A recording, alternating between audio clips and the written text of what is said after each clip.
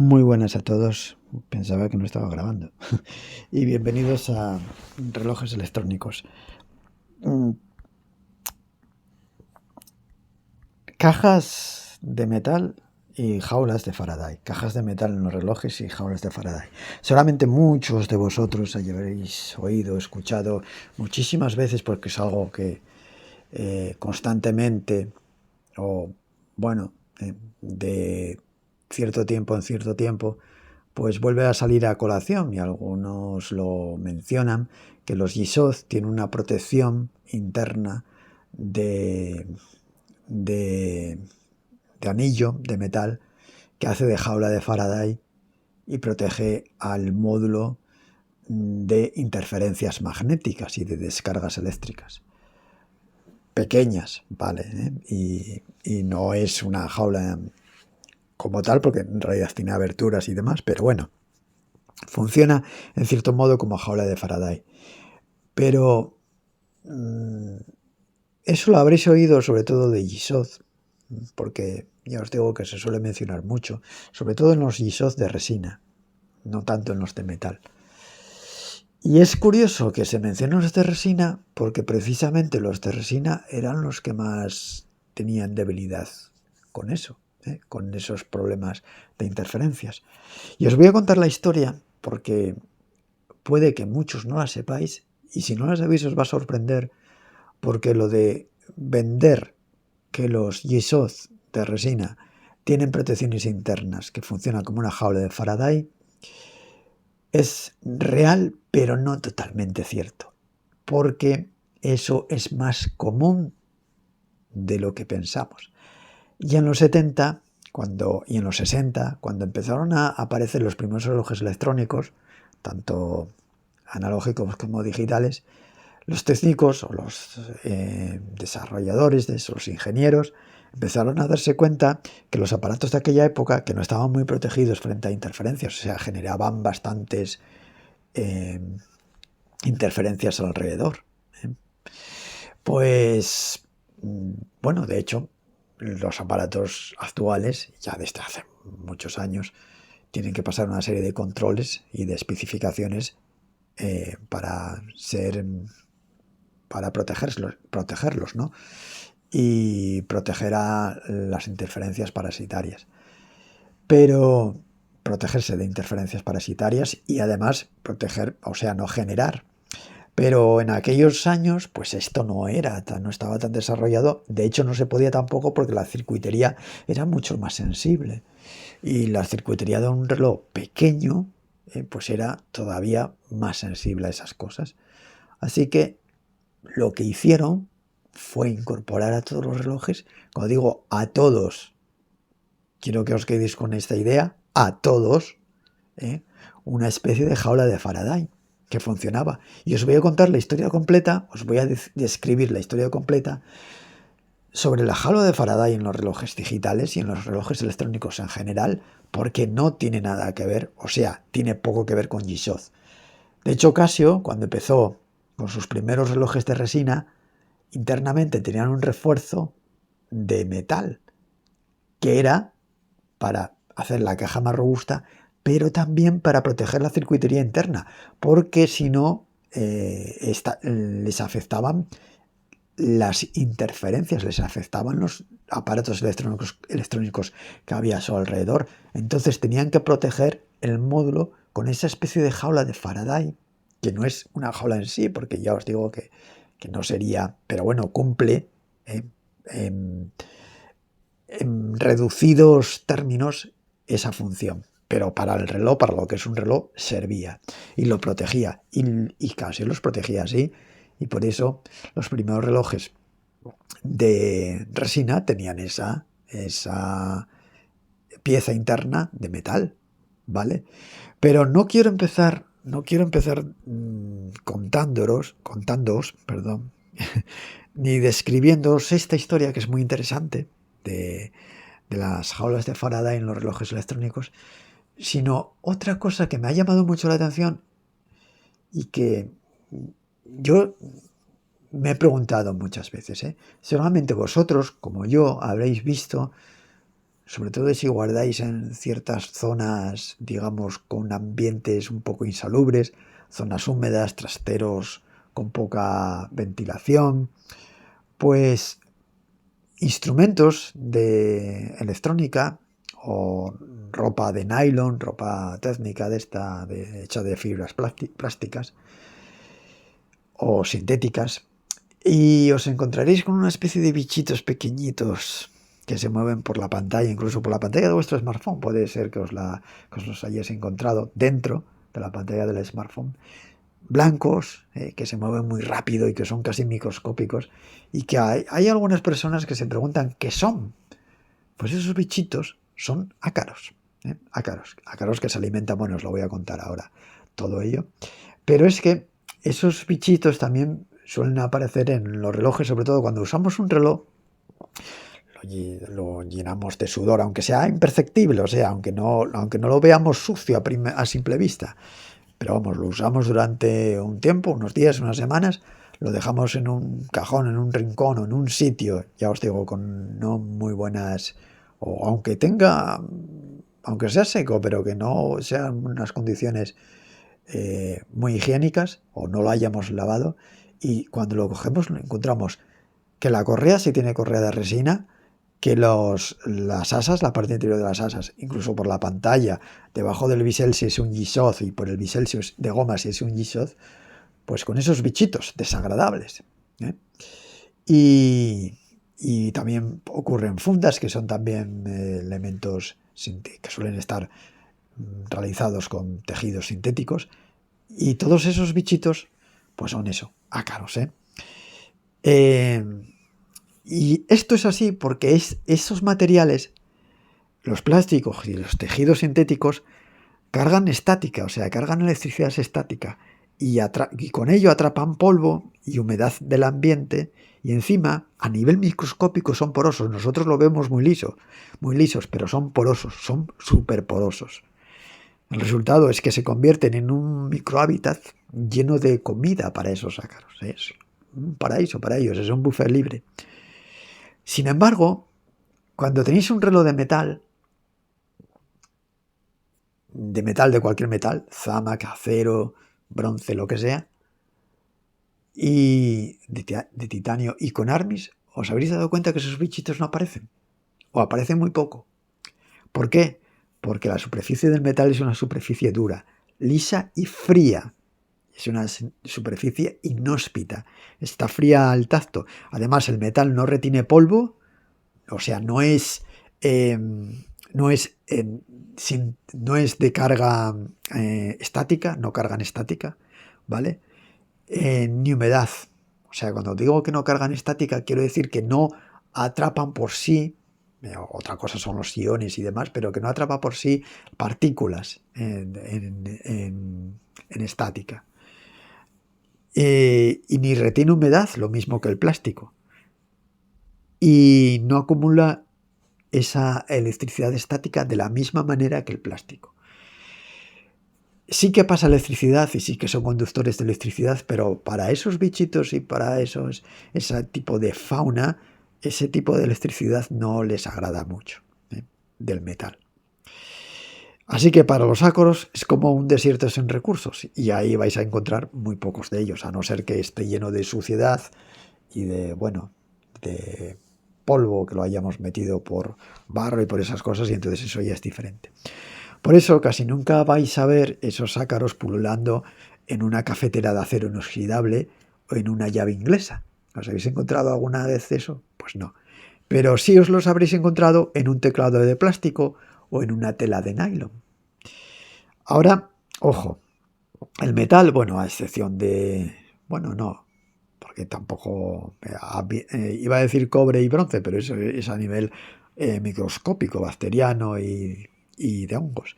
Así que el metal no los mata ni los repele mágicamente, no es que tenga esas propiedades. Simplemente es que no les ofrece nada interesante para ellos. En cuanto haya polvo encima de ese metal, como os decía, pueden caminar sobre él, pero no van a hacer colonias como los materiales blandos, como los materiales de resina, ¿vale? Por eso os voy a despertar una curiosidad. ¿Queréis saber por qué en sitios con mucha electrónica, como los servidores, rack, laboratorios, prefieren carcasas metálicas para instrumentos, para los switches? Precisamente por esto y no solo por el calor o la resistencia. Porque lo de usar carcasas metálicas en equipos electrónicos profesionales tiene varias razones técnicas. Pero una de esas ventajas es esta. Y es que el metal es un lugar liso e inhóspito, porque no absorbe humedad, de por sí no absorbe humedad, no retiene polvo tan fácil, y eso dificulta que lo colonicen bichillos microscópicos como ácaros donde encuentren en él su hogar. Además, el metal carga menos electricidad estática, porque el metal, aunque pasa bien la electricidad, por esa misma propiedad descarga muy bien, mientras que el plástico se carga de electricidad y atrae polvo con esa carga como si fuera un imán. Polvo microscópico, no estoy hablando de que polvo que veamos fácilmente. Y donde hay polvo, pues hay comida para los bichos, porque también atrapan comida, por cierto. Y además las carcasas de los productos de metal se pueden hacer con toma a tierra y tienen protección electromagnética, porque los metales hacen de jaula de Faraday y protegen el aparato de interferencias externas. Esta es la razón por la que, una de las razones principales por la que servidores y aparatos serios, aunque sea de rebote, también son más resistentes a plagas microscópicas. Sin embargo, en casas y oficinas, lo normal es que a nuestro alrededor abunden plásticos, incluso en electrónica, ya os digo. ¿Por qué? Pues porque son baratos. Un switch profesional te cuesta 2.000 euros. Y está, obviamente, es con carcasa metálica. Un switch para casa, un router, puede ser caro, pero pongamos que te cuesta 200 euros de los más caros para uso doméstico. Y son de plástico, la mayoría. Por eso son baratos y son ligeros y son fáciles de moldear. Por eso utilizan para esos elementos el plástico. Pero en sitios donde se necesita fiabilidad máxima, centros de datos, laboratorios médicos, equipos de medición, el metal es el rey. Y no es solo por robustez. No penséis que es solamente porque resiste más, sino que es también porque aguanta mejor el polvo, los gérmenes y la humedad. Así que, ya veis, los ácaros casi nunca van a colonizar un rack metálico de servidores. Pero dadle un teclado de plástico al lado y allí harán su ciudad invisible. Y ahora, dicho esto, que seguramente os ha resultado, a mí es que yo desde este punto de vista pues a veces no lo veía, no lo veo, pero sí, cuando te pones a pensarlo resulta enormemente lógico y muy atractivo, por cierto, para los relojes metálicos. Así que la caja metálica de los relojes digitales también podría actuar como jaula de Faraday, porque es justo eso. La caja metálica de un reloj digital, de cualquier reloj digital, de cualquier marca, no solamente de G-Shock, sí actúa como una mini jaula de Faraday. La idea es esta, veréis. Una jaula de Faraday no necesita ser enorme ni estar conectada a tierra para tener ese efecto, porque en realidad la tierra se la hacemos nosotros también al ponernos el reloj. Basta con que el metal rodee los componentes electrónicos y bloquee campos eléctricos externos. Y en un reloj, una caja metálica cerrada protege el circuito de interferencias electromagnéticas, lo que son conocidas como EMI. El plástico o el cristal de la pantalla sí que puede ser una vía de entrada de señal. Pero como la superficie expuesta es pequeña, generalmente, la protección sigue siendo bastante decente. Así, la batería, o sea, la pila y la electrónica del cuarzo que está dentro están resguardados de descargas estáticas o de pequeñas radiaciones externas que podrían desestabilizar el frágil oscilador de cuarzo. Por eso los relojes de caja metálica suelen ser más resistentes a campos eléctricos que uno enteramente de resina. En relojes de uso profesional, militares, para aviación, buceadores, etcétera. Esto fue un plus y de hecho los modelos más profesionales de esas especialidades eran y aún se siguen haciendo de caja de metal. Excepto, bueno, Gisod, que eso ya va por otros derroteros. Y es que si nos metíamos o si nos metemos en un entorno con una radiación electromagnética fuerte, nuestro reloj se puede volver loco. Y eso sí, insisto, no es una jaula de Faraday perfecta porque necesitamos tener una abertura para el display o para las manecillas y además botones, otras aberturas que atraviesan la caja, que añade debilidad, pero hace una gran diferencia frente a uno totalmente de resina.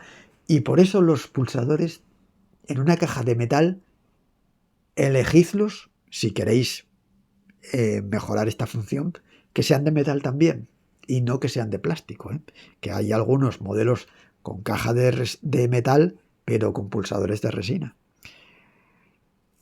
Mirad, os voy a contar algunas anécdotas o algunas historias de cómo en los años 70 se testeaban estos relojes, precisamente para verificar si sobrevivirían a descargas eléctricas y campos electrónicos. Porque, claro, estamos hablando del principio de este tipo de tecnología. Ahora se ha masificado y lo vemos en smartwatch y bueno, en 100.000 inventos. Pero en aquellos años estaban muchas cosas, todavía había muchas incógnitas. Así que los ingenieros tenían que investigar muchísimo de esto. Y se encontraron con varias historias interesantes, varias anécdotas bastante interesantes que parecen de esas cosas sacadas de ciencia ficción, pero que son reales. En los 70, cuando algunas marcas como Seiko, Citizen y demás de relojes digitales, también de Suiza, empezaban a popularizar los LCDs y los circuitos de cuarzo, se dieron cuenta enseguida de que los aparatos eran súper sensibles a descargas eléctricas y a campos electromagnéticos. No es como ahora, como os decía al principio, todo está blindado y miniaturizado, pero en aquel momento un pequeño choque podía resetear la hora, borrar datos, borrar memorias o incluso dañar el circuito. No eran cosas baladíes, Y cuando un reloj en aquellos años te costaba más que ahora, no sé, más que ahora 500 euros, era un digital de aquellos, pues no era para tomárselo a broma, porque podía dejarte la marca en muy mal lugar y los clientes, pues, obviamente protestar. Así que los ponían con varias pruebas, veréis. Una de ellas se denominaba cámara de pruebas con rayos estáticos.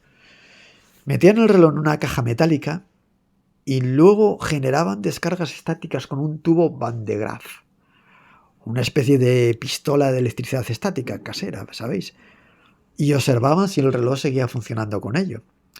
Luego exponían el reloj a campos electromagnéticos de la siguiente forma: lo colocaban junto a bobinas que generaban ondas fuertes de radiofrecuencia que esas bobinas simulaban radiaciones hercios, ondas hercianas, interferencias de radio, transmisiones militares, etc., para ver si la pantalla del LCD se volvía loca o el cuarzo perdía precisión.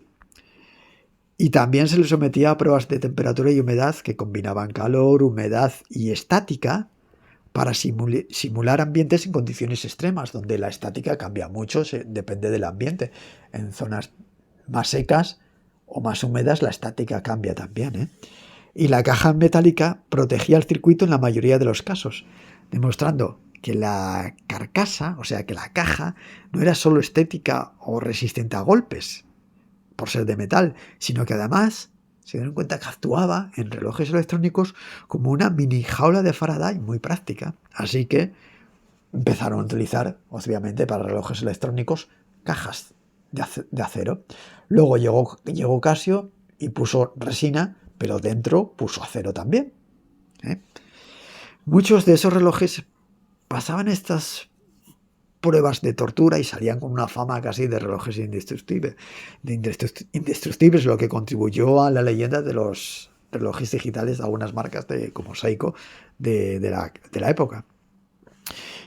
Y bueno, no deja de ser fascinante pensar, ¿sabéis? Que detrás de un objeto tan pequeño había todo un laboratorio de física aplicada y experimentos de electricidad de todo tipo para asegurarse de que funcionara en cualquier circunstancia. Y veréis una curiosidad extra de cómo esos relojes lidiaban con la interferencia de aparatos comunes en aquella época en los televisores y radios, que era otro problema real en los años 70. Pues eh, porque se dieron cuenta que los LCDs eran tremendamente sensibles a este tipo de interferencias. Y no como ahora que los chips que están desarrollados para incorporarse en los módulos digitales filtran casi todo. Son capaces de filtrar cualquier onda fuerte y, y sin embargo, en aquellos momentos podían hacer que la pantalla parpadease, se veía mal la hora, eh, hacía que el LCD, el control del LCD hiciera rarezas, o sea, segmentos se encendieran, otros se apagasen, apareciera una especie de, como los LCDs estos que vemos creados por IA, ¿sabéis? Que parece una hora rara, pues una cosa así, o incluso en algunos que se reiniciara la hora, ¿eh? Se ponía en las 12:00. Y bueno, la curiosidad es que los relojes cercanos a televisores, los técnicos se dieron cuenta de que empezaban así a bailar, porque las señales de radiofrecuencia interfería en el circuito de cristal líquido y en las oscilaciones de energía de eléctricas. Esto tiene un nombre, ¿eh? Bueno, durante estas investigaciones pues les llegaron a denominar a este efecto parpadeo inducido por RF, o sea, parpadeo inducido por radiofrecuencia. Y la solución fue dos cosas. Una, ponerle una caja metálica, funcionando como una mini jaula de Faraday, que bloqueaba o ayudaba a bloquear la mayoría de las interferencias externas. Ojo, la mayoría, o sea, casi todas, solamente por ponerle una carcasa, una caja de metal. Luego añadían filtrado en los circuitos, es decir, elementos electrónicos, condensadores, resistencias, en sitios estratégicos del circuito para que las señales externas no afectaran ni al LCD de cuarzo, ni al LCD de la pantalla, ¿vale? Ni al oscilador, o sea, ni al oscilador de cuarzo, ni al LCD de la pantalla. Y veréis, en algunos test, los técnicos llegaban incluso a poner el reloj pegado a centímetros de las antenas de transmisión, o sea, llevaban el reloj a un centro emisor de televisión, a un repetidor, o de radio de onda media, para comprobarlo, o sea, para testearlo y ver si resistía. Vamos, mayor intensidad que esa, pues obviamente en el mundo, en el común, ¿no? En el mundo común, en el mundo habitual en el que la gente se movía, pues era difícil de encontrar. Así que eran unos testeos serios. Y los que sobrevivían les ponían una etiqueta. Les ponían lo mismo que, como era, water resist proof o algo así, era cuando eran resistentes al agua. A estos les ponían RF proof. RF proof. Les ponían RF, obviamente no se lo marcaban en la carcasa. Quiero decir, internamente en el desarrollo de esos módulos, de esos relojes, de esa electrónica, les ponían RF proof. Y los modelos que eran RF proof, pues entonces, ¿qué pasaba en ese tipo de pruebas? Pues se llevaban a fabricación. Había otros que no eran RF proof y se fabricaban también y podían ser más débiles y tal, pero obviamente los fabricantes serios, los de verdad, los de primeras marcas, buscaban que su reloj estuviese desarrollado RF proof. Insisto, no os lo ponían en la carcasa, no os lo ponían en la caja, no os lo ponían en la tapa de cierre, ni en la máscara. Era interno. Esto era una denominación interna que utilizaban ellos en ingeniería, ¿vale? Así que cuando llevabas uno de esos relojes cerca de un televisor, lo que parecía magia, porque no se afectaba por nada, era pura ingeniería. Era la combinación de metal, más sistemas de filtrado, más diseño del circuito que protegía el reloj de las ondas que hoy damos por normales. Bueno, no sé la edad que tendréis. Yo tengo mucha edad. Soy muy mayor. Y recuerdo que de niño había relojes que los ponías y la pantalla interfería. Y la pantalla interfería. No se apagaban, no se llegaba a ver la hora, pero sí que hacía como fluctuaciones el LCD. Y esto no de hace tanto, bueno, sí, de hace mucho, desde el principio de los 80, de hace bastante. Pero bueno, ¿qué pasaba?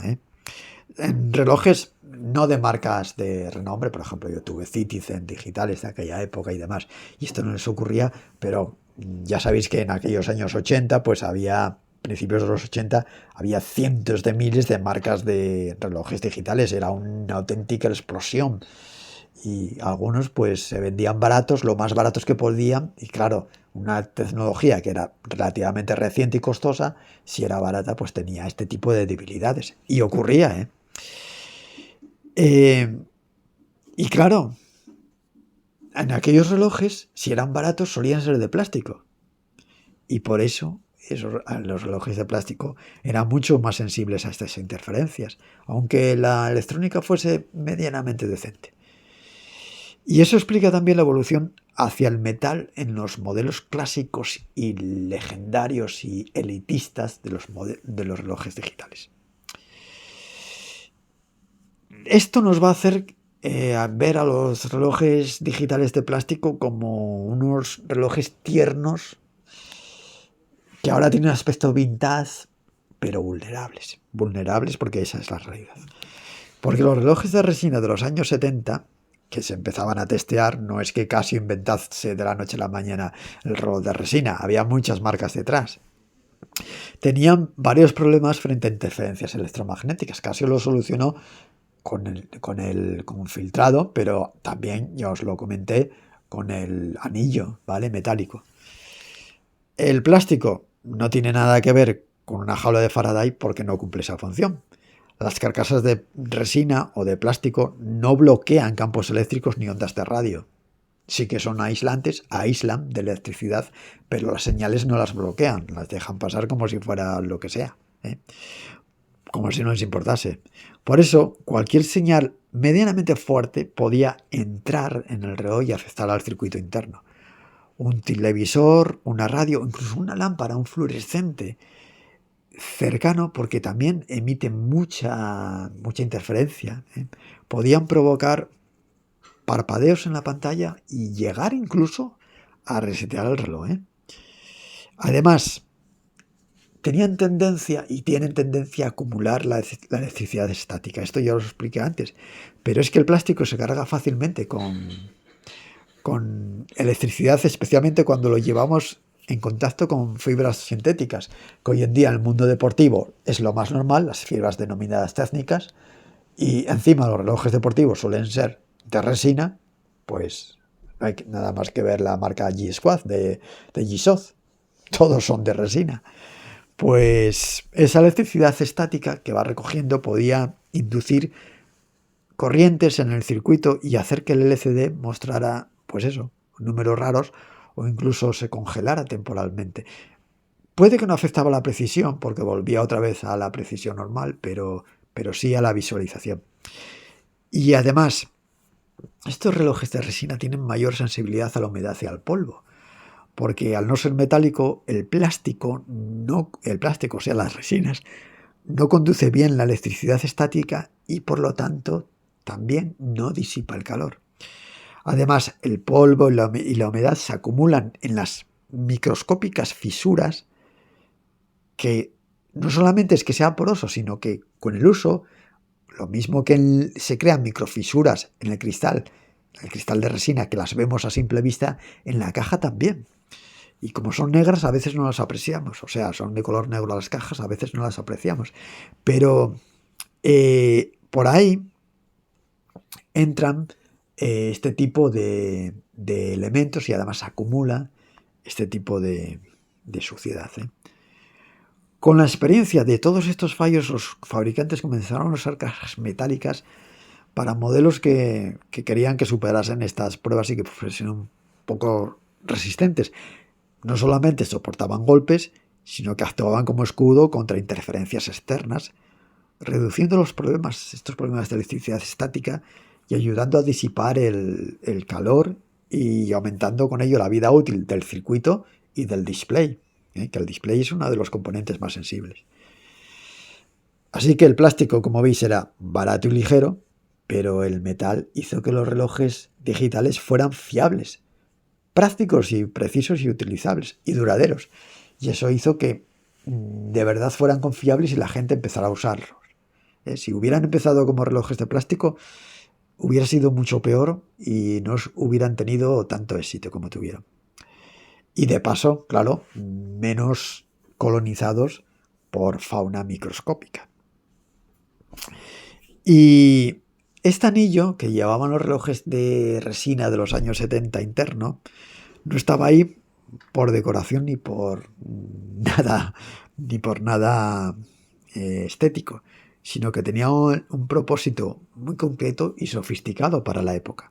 Era la función de mini jaula de Faraday rodeando los circuitos críticos, el LCD, el oscilador de cuarzo, los sistemas de alimentación, y servía para protegerlos de interferencias electromagnéticas externas e incluso descargas estáticas del propio cuerpo.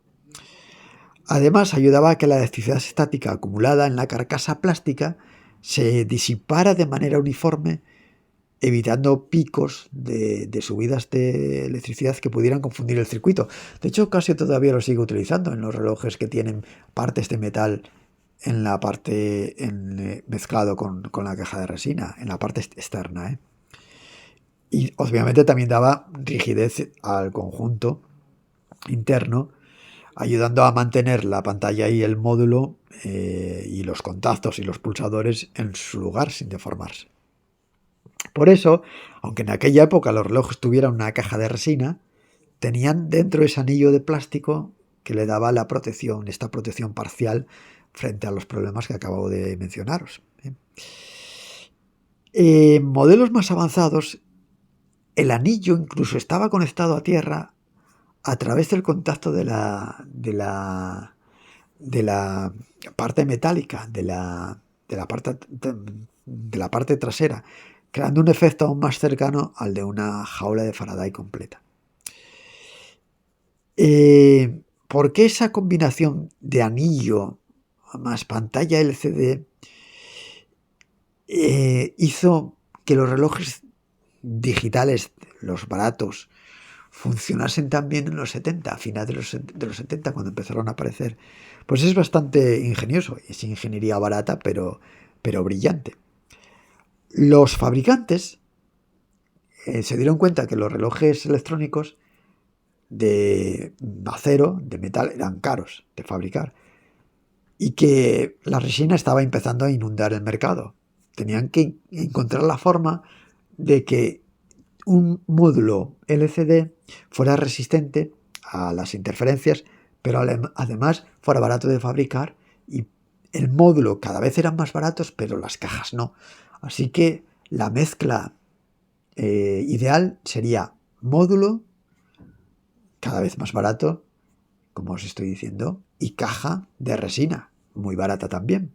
Así que si lograban eso, podían venderlos en masa, cosa que hizo Casio, por cierto, pero tenían que hacerlos fiables, sin fallos por interferencias, compactos, con LCD y pila pequeña. El problema, la resina exterior era ligera y barata, pero no protegía de electricidad ni de interferencias. Si el reloj estaba cerca de un televisor o de una radio, de un aparato electrónico con bastante intensidad y generador de campos electromagnéticos, o incluso un cable de corriente, podía podía interferir, parpadear, resetearse, bueno, podía crearle bastantes problemas. La solución creativa fue poner dentro un anillo. No tenías que hacer todo el mecanizado de la caja, solamente era un anillo que te podía servir para multitud de cajas diferentes, siempre y cuando tuviera, bueno, en realidad un anillo da igual, incluso las medidas. Puedes hacer de más o menos diámetro, te da lo mismo, porque te va a costar prácticamente lo mismo. Y con eso hacían una protección parcial tipo jaula de Faraday, como si fuera un exterior de la caja de acero, bloqueando la mayoría de las ondas externas que podían afectar al circuito sin necesidad de fabricar toda la carcasa exterior de metal, o sea, toda la caja de metal. Una idea brillante, como veis, que abarataba muchísimo el coste del reloj. Además, con eso disipabas estática. Cualquier carga eléctrica que se acumulase en la carcasa de plástico se canalizaba hacia el anillo, evitando picos que pudieran alterar el display o el oscilador. Y no lo hacías tan endeble, porque servía de soporte para el módulo, mantenía todo en su sitio y evitaba que el display se moviera o que los contactos eléctricos se soltaran, de aquella época, que tampoco estaban muy construidos muy allá. Así que gracias a ese anillito de metal, los relojes de plástico, que tiempo después pudimos ver también en HD, en los 80, podían comportarse casi como si fueran de metal. Tenían buena fiabilidad y no encarecían demasiado la producción. Fue un truco de ingeniería muy inteligente, aprovechar un elemento metálico mínimo para lograr una máxima protección, sin todo el coste extra que incluía la caja, hacer una caja exterior toda de metal. También es verdad que ese anillo ayudaba en cierta forma a que los ácaros que se pudieran introducir por los pulsadores o por zonas del reloj tuvieran menos posibilidades de colonizar el interior, que es un efecto secundario bastante curioso. Sí que ese anillo tampoco es un muro antiácaros mágico, pero sí que crea un entorno interior menos acogedor, ¿vale? Porque, como os decía, los ácaros necesitan polvo, necesitan humedad y necesitan restos orgánicos para sobrevivir. Y obviamente, si metemos dentro de un reloj un anillo de acero, no van a tener nada de eso. Además, se reducían las microfisuras, porque reforzamos la caja con el anillo y evitamos que se creen pequeñas ranuras. Y como os decía, disipamos calor y estática, o ayudamos a disipar el calor y estática. Algunos relojes aún siguen utilizando este tipo de protecciones metálicas internas por el mismo motivo, incluso cuando la resina es más sofisticada. Lo vemos en algunos G-Shock DV5600, DV5600 de los anteriores, Lo vemos en algunos HD, los vimos en algunos HD DV291, por ejemplo. No hace tanto se seguía utilizando. Como veis, es ingeniería de hace más de 30 años que todavía es bastante funcional. Y bueno, yo creo que todavía no se ha superado nada de esto. Es cierto que ahora los circuitos protegen mucho mejor el reloj y entonces no necesitamos, como en muchos G-Shock y en muchos smartwatch, tener esa protección extra, pero lo mejor es tener el circuito de los de ahora, que proteja bien, y una caja externa de metal, que proteja también bien. Y entonces tenemos ya la combinación perfecta, porque tenemos todo el grupo, ¿vale? Tenemos todo el pack. Y ahora, algunos que estáis pensando en cajas baratas tipo Zamac, pues os estaréis preguntando seguramente, ¿tienen ese mismo efecto?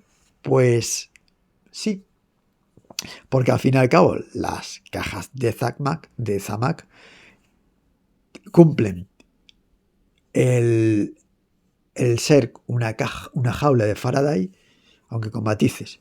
Bueno, al fin y al cabo son metálicas también, El Zamac es una aleación de zinc aluminio, magnesio y cobre, que como sabéis es muy usada en relojes porque es bastante asequible de fabricar, es fácil de fundir y de mecanizar y además le podemos dar un buen acabado. Pero lo importante para lo que os estoy contando es que conduce la electricidad como el metal, o sea, porque es de metal, como metal conduce electricidad, y bloquea o atenúa bastante bien las ondas electromagnéticas externas, igual que puede hacerlo el acero, aunque no tanto como una caja de acero macizo gruesa. No cumple, o sea, una caja de acero macizo, un acero grueso, hace mucho mejor ese efecto Faraday que una caja de Zamac. Pero una caja de Zamac hace mucho mejor ese efecto Faraday, esa protección, que una caja de resina, ¿vale? Hay diferentes niveles, no protege tanto como el acero, tampoco es tan robusta como el acero, pero tampoco cuesta tanto como el acero, ¿vale? También protege contra estática y descargas menores, porque la electricidad se reparte por la superficie metálica, evitando que llegue directamente al circuito. Y también hace de soporte, como al ser rígida, y de sujeción, porque mantiene el display y los componentes en sus sitios, evitando microfisuras, porque tiene recubrimiento externo donde se puede acumular polvo o humedad. Por lo tanto, tampoco es muy amigable para esa colonización de gérmenes. Así que sí, no es una jaula de Faraday perfecta, porque depende del grosor y de si la caja está completamente cerrada, y en un reloj no lo está, pero sí es suficiente para proteger nuestro reloj digital de interferencias comunes del día a día, y de paso hacer que el interior del reloj y el exterior sea menos hospitalario para bichitos microscópicos y para polvo, acumula menos polvo. En pocas palabras, Zamac pues tiene casi todo lo bueno del acero, casi todo, pero es más barato y fácil de moldear. Así que los relojes de resina con caja interna de Zamac o con parte interna de Zamac combinan ligereza, protección y durabilidad. Y los relojes que son totalmente de Zamac tienen protección electromagnética más completa todavía, protección a ondas externas y acumulan menos polvo y menos suciedad. También tienen mayor rigidez y el aspecto y la sensación de peso les aporta también ese plus, ¿no? Que por eso fueron muy usadas en marcas de gama media y baja de los años 70 y 80, que lo usaban en relojes para imitar el acero. Casi todos los Casio que veis que ponen la parte trasera en los años 80 y 70, que ponen la parte trasera Stainless Steel Back, o sea, tapa de acero inoxidable y frontal chapado, ese chapado que veis es Zamac. Ese chapado que veis en la mayoría de cajas de los relojes de Casio de los años 80, que son infinidad, y de los 90, los AL200, por ejemplo, todos estos, la serie Futuris, que tenían chapado, ese chapado es Zamac, ¿vale? No es acero inoxidable ni cosas así, es Zamac. Claro, el Zamac, pues como metal, da una sensación de frío, ¿eh? Y si el acabado no es bueno, si no está bien protegido, puede rayarse más fácilmente que el acero.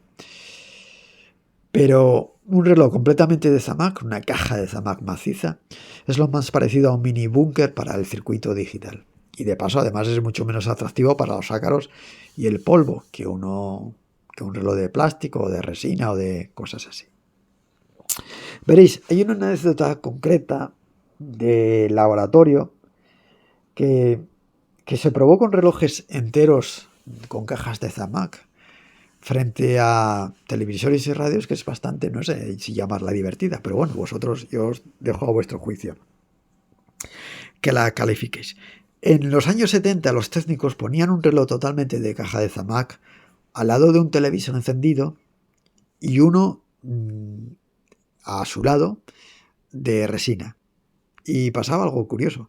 El reloj de resina empezaba a parpadear y a mostrar números raros en el display casi de inmediato, ¿eh? Y el reloj de Zamak, a su lado, seguía marcando la hora perfectamente, como si no pasara nada.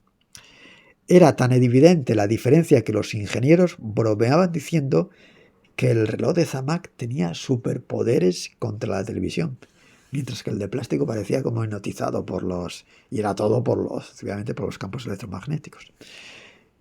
Esto demuestra por qué la combinación de caja de metal total, o sea, de metal, sea acero, Zamak o lo que sea, más un circuito digital, más pantalla LCD, fue una solución muy ingeniosa. No solo protegía el reloj de interferencias, sino también que además reducía la colonización de suciedad, de gérmenes.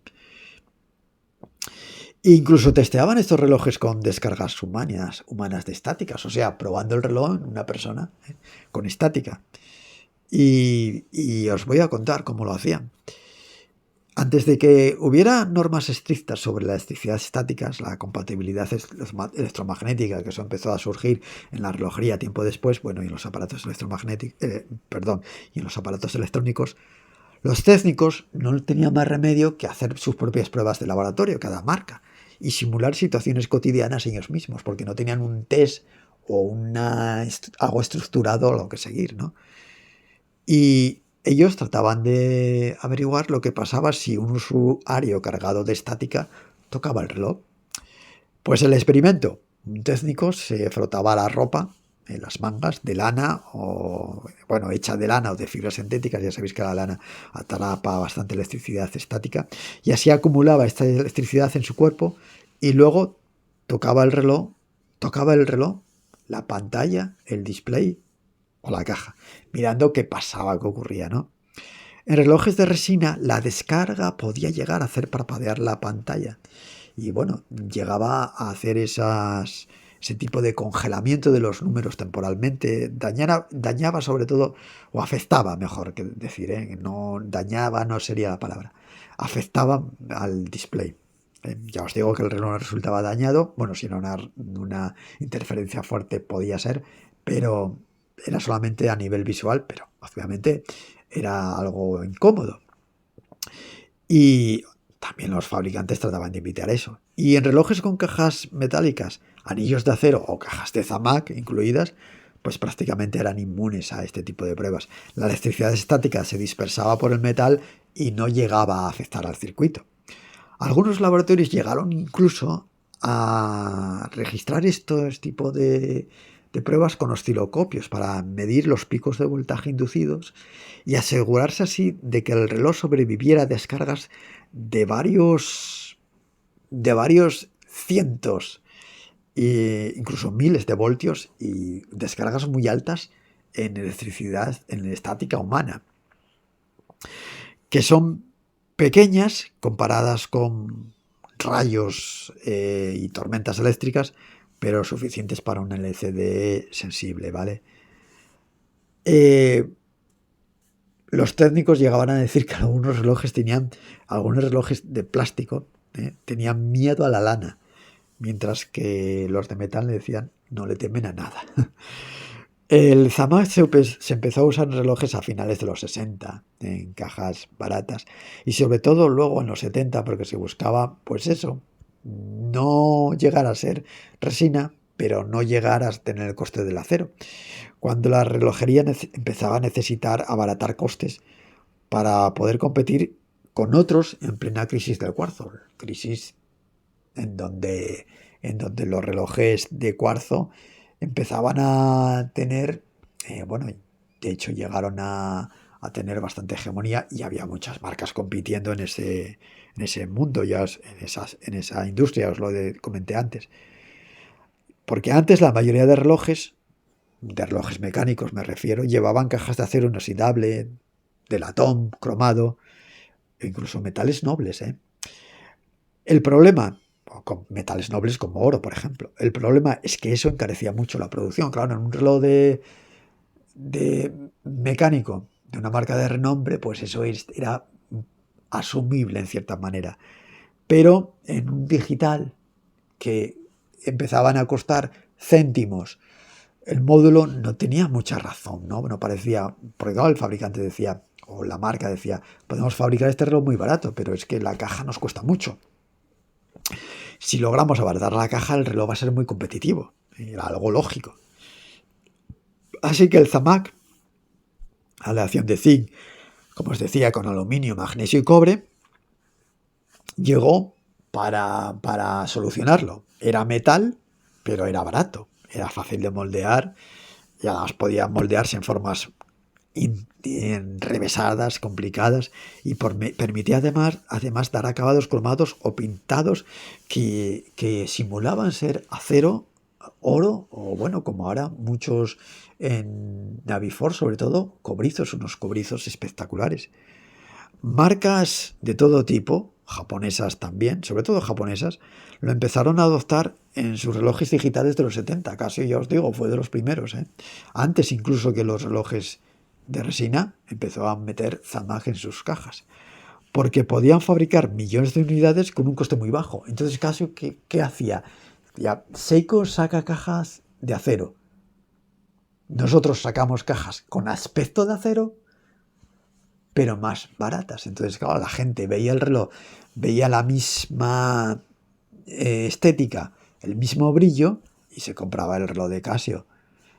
Era chapado, por dentro tenía resina, pero por fuera tenía Zamac bastante resistente, que bueno, luego ya hablaremos quizá en otra ocasión de cómo acababan esos chapados, que lo hemos visto en algunos relojes de los 80 y asustaban, pero bueno, es que también tampoco hay que pedirle peras al olmo. También en Suiza, en marca suiza se usó bastante en relojes, sobre todo pensados para la moda, para el público, o sea, el casual, para el público popular y de gama baja. Y también el Zamac se llegó a utilizar y se usaba en relojes de pared y en despertadores, porque permitía hacer relojes muy competitivos. El Zamac tenía una pega, claro. Si la calidad del moldeado no era buena o el recubrimiento se deterioraba, aparecía pues eso, todos los desperfectos que vemos, metal agrietado, hinchado, y bueno, que se va desmoronando con el tiempo. Por eso muchos relojes de Zamac antiguos que vemos hoy en día no han envejecido tan bien como los de acero. También no costan lo mismo. El boom del Zamac empezó en los relojes digitales, empezó en los años 70, casi cuando los digitales empezaron a ser baratos, y estuvo, por lo tanto, muy ligado al auge del cuarzo y de los relojes asequibles de masas. Además, hacía que los relojes fueran resistentes a esos campos electromagnéticos. Por lo tanto, tampoco hacía que fuese necesario unos módulos tan robustos, porque ya los protegía la caja metálica. Modelos en concretos de esa época, pues los Casio, ya os lo decía, los marcas como Seiko, Citizen, y en Europa marcas como Duward, Radian y Kauni, que os sonarán, yo creo que las tres, inundaron el mercado con relojes de Zamac cromado que imitaban el look de los de acero, o sea, cajas chapadas. Los modelos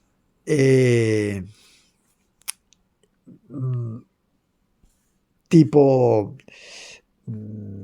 look brillante, metálico, de los 70 y 80 solían ser, la mayoría de ellos, cajas de Zamac. O sea, perdón, cajas chapadas en Zamac. Y a muchos se les pelaba ese recubrimiento y dejaban ver el Zamac grisáceo en el interior, o incluso burbujeando si la aleación sufría. Y podías ver en los laterales, algunos casi lo tenían bastante escondidos, casi te daba la sensación de que la caja era de acero, porque hacían el chapado, como el Zamac permite hacer eso. O sea, el Zamac permite hacer muchos, ¿cómo decirlo?, ondulaciones, Claro, si haces un chapado de acero y haces toda esa filigrana, te va a salir casi tan caro como fabricar una caja. Pero el Zamac te permite hacer como curvas muy enrevesadas que llegue casi hasta la tapa trasera. Entonces era muy difícil ver la marca donde la resina se pegaba o se eh, incrustaba con el Zamac.